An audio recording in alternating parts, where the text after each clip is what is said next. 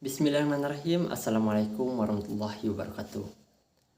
Perkenalkan, nama saya Fikadilah Fatur Rahmat, DIM 2010-2070-48, dengan dosen pengampu mata kuliah Bapak Bukhari Ahmad, MPD. Tujuan pembuatan video kali ini yaitu untuk memenuhi salah satu tugas mata kuliah praktik layanan BK di sekolah dengan judul materi bagaimana sih cara membangun teamwork yang baik. Baik, langsung saja. Agar mendapatkan sesuatu tim yang baik, tidak hanya diperlukan lebih dari sekedar mengumpulkan orang-orang yang tepat. Sebab ujian pertama dari leadership itu adalah mampu menciptakan lingkungan di mana setiap individu ini mampu bekerja secara maksimal tanpa adanya keterpaksaan. Ada beberapa tips untuk membangun kerjasama tim yang baik. Yang pertama, fokus.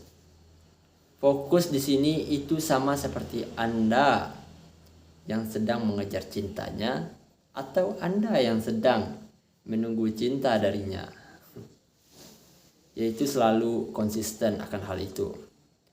Kalau dihubungkan dengan kerjasama tim, tugas Anda sebagai leadership di sini yaitu menjelaskan rencana jangka panjang dari organisasi yang Anda pimpin atau dari kelompok yang Anda pimpin saat ini.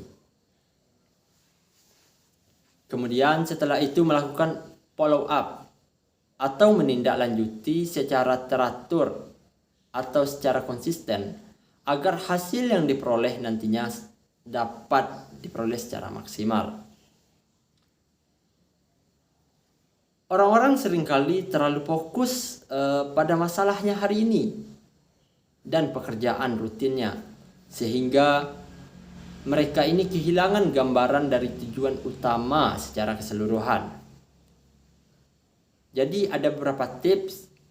Sewaktu anggota lainnya sedang berkonsentrasi menyelesaikan masalah, anggota lainnya ini dapat mendedikasikan lebih banyak waktunya untuk mereview proses-proses dan mengeliminasi masalah-masalah yang mungkin akan muncul di masa depan nantinya. Kemudian pemberian tanggung jawab. Nah, perlu digarisbawahi dengan jelas tanggung jawab dan peran setiap individu dalam suatu tim. Hal ini sangat penting untuk menjamin kesuksesan tim Anda. Pemahaman tim terhadap tugas dan tanggung jawab masing-masing akan sangat membantu dalam pelaksanaan kerjasama tim secara kolaboratif. Dukunglah tim Anda untuk mendefinisikan fungsi mereka masing-masing. Para anggota tim akan mampu mengambil lebih banyak tanggung jawab apabila mereka berada dalam posisi yang cocok. Dan salah satu dari mereka mungkin akan dapat mengeluarkan bakat baru yang tidak disadari sebelumnya. Kemudian yang ketiga, tetapkan tujuan.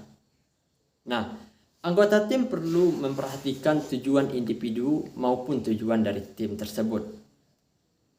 Dukunglah mereka untuk menentukan tujuan jangka pendek yang dapat diraih dan dapat diukur, serta tujuan jangka panjang dengan tujuan yang jelas dan kode etik atau aturan tertentu. Tim akan mulai bisa mengatur dirinya sendiri untuk mencapai tujuan-tujuan tersebut. Pantauan dari senior sangat dibutuhkan untuk menghilangkan sifat-sifat negatif seperti kemalasan, keterlambatan, serta suka menunda-nunda pekerjaan. Komunikasikan selalu setiap tujuan dengan jelas dan pastikan setiap anggota tim benar-benar memahaminya dengan secara terperinci. Kemudian yang keempat, bagikan informasi. Informasi yang disembunyikan seringkali ini akan dianggap sebagai gosip atau rumor. Produktivitas dan moral tim akan menurun bila mereka menemukan banyak informasi yang tidak jelas berkeliaran. terutama di masa-masa sulit atau peralihan. Bagikan dan sebarkanlah semua informasi yang memang perlu dikomunikasikan ke semua tim Anda. Dan jangan lupa untuk terus mengupdate informasi tersebut sesering mungkin.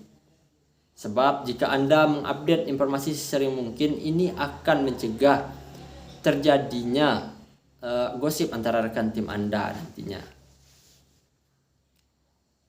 Kemudian yang kelima, kepercayaan. Jadilah orang yang dapat dipercaya dan dapat diandalkan. Hargailah kata-kata Anda sendiri. Bila Anda seorang pemimpin dan Anda sudah berjanji untuk memberikan sesuatu kepada anak buah Anda, maka pastikan Anda menepati janji tersebut. Bila Anda salah untuk anggota tim dan pernah berjanji untuk melakukan sesuatu kepada tim atau pemimpin Anda, maka pastikan juga Anda menepati janji tersebut. Perlakukan setiap anggota tim dengan perlakuan yang sama. Jangan ada anak emas atau anak orang istimewa di dalam tim Anda tersebut, karena itu akan merusak kerjasama tim nantinya. Kemudian yang keenam, dengarkan. Bersikaplah terbuka terhadap ide-ide dari anggota tim lain. Berikan mereka kesempatan untuk menyampaikan pendapat dalam rapat atau saat melakukan komunikasi lainnya. Pertimbangkan setiap saran mereka. Kita tidak akan pernah benar-benar tahu saran dan pendapat mana yang terbaik sampai kita sendiri membuktikannya. Banyak organisasi menghabiskan dana besar untuk menyewa konsultan dari luar, tanpa terlebih dahulu menanyakan pendapat pegawai dan anak buahnya sendiri. Padahal, seringkali merekalah yang paling tahu problematika apa yang terjadi di dalam. Berikan pujian kepada anggota tim kita dan jadikan seorang pemimpin dan pendengar yang baik. Kemudian yang ketujuh, bersabar. Sabar itu adalah kunci kesuksesan. Bila tim Anda terlihat bermasalah dan tidak menunjukkan hasil apapun, bersabarlah. Beri waktu dan amati perkembangannya. Seringkali mereka bisa mengatasi masalahnya sendiri, dan Anda perlu mengawasi dan mengamati saja. Bila hal ini tidak terjadi, maka beraksilah, pecat dan hire orang lain bila memang diperlukan. Tidak ada gunanya menyimpan benalu di dalam tim tersebut, karena itu akan merusak tim Anda sendiri. Kemudian yang kedelapan, dukungan.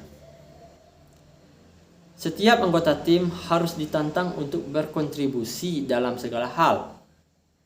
Dorong mereka untuk ikut training bila memang diperlukan. Dan beri kesempatan untuk keluar dan melakukan sendiri tugas-tugasnya masing-masing. Mereka perlu merasa nyaman dalam melakukan tugas supaya dapat menemukan potensi unik dalam diri mereka sendiri. Ubahlah tanggung jawab setiap anggota tim bila memang itu dianggap perlu untuk diubah. Ketahuilah kekuatan dan kelemahan dari setiap anggota tim dan berikan dukungan positif terhadap kedua hal itu. Kemudian tips yang ke-9, tunjukkan antusiasme. Antusias Anda mudah menular. Selalulah bersikap positif dan penuh harapan. Bila mereka melihat Anda mengharapkan sesuatu dari mereka, maka ada peluang mereka akan memberikan yang terbaik dan berusaha tidak mengecewakan Anda.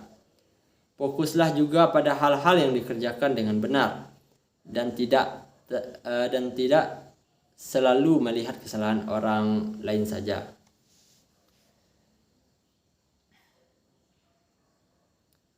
Kemudian tips yang ke-10, have fun. Bangun semangat yang ada dalam tim agar bisa selalu memberikan energi yang tinggi dan spirit persatuan. Sediakan waktu untuk tertawa bersama dan menciptakan suasana yang sesantai mungkin. sehingga beban pikiran yang ada di rekan-rekan tim Anda ini dapat tercurahkan dengan leluasa. Tidak ada tujuan yang dapat dicapai dengan mudah bila suasananya terlalu tegang. Kemudian tips yang ke-11 yaitu delegasi. Jelaskan apa yang harus dikerjakan dan bagaimana caranya bila diperlukan. Lalu biarkan. Lebih baik lagi jika Anda dapat menjelaskan masalah yang ada dan seperti apa hasil yang Anda inginkan. Lalu biarkan tim Anda mengembangkan cara mereka sendiri untuk menyelesaikan tugas tersebut sesuai dengan waktu yang ditetapkan. Bila jadwal review hari Selasa depan misalnya ini, maka jangan menanyakan hasilnya hari ini. Berikan kepercayaan kepada tim Anda untuk menemukan deadline masing-masing. Kemudian cara yang terakhir atau cara yang ke-12 ini, berikan penghargaan atau reward. Rayakan keberhasilan bersama-sama dan berikan penghargaan kepada anggota tim. Tapi tidak secara individual. Karena jika dilakukan secara individual maka mereka ini akan merasa bahwa itu adalah suatu pilih kasih dalam suatu tim tersebut. Dalam setiap tim akan mempunyai individu yang menonjol pada bidang tertentu.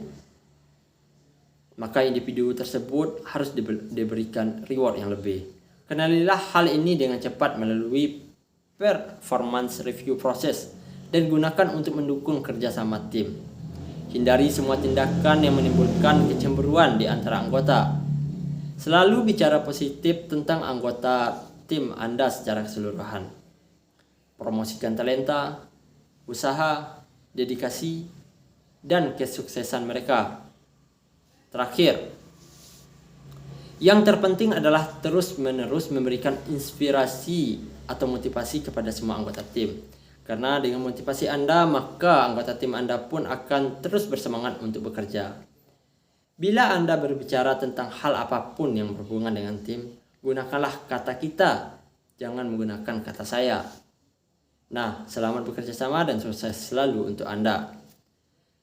Ada sedikit pepatah dari saya, jangan melihat siapa yang mengatakan, tapi lihatlah apa yang ia katakan. Saya Fikri Fatur Rahmat, mohon pamit. Wassalamualaikum warahmatullahi wabarakatuh.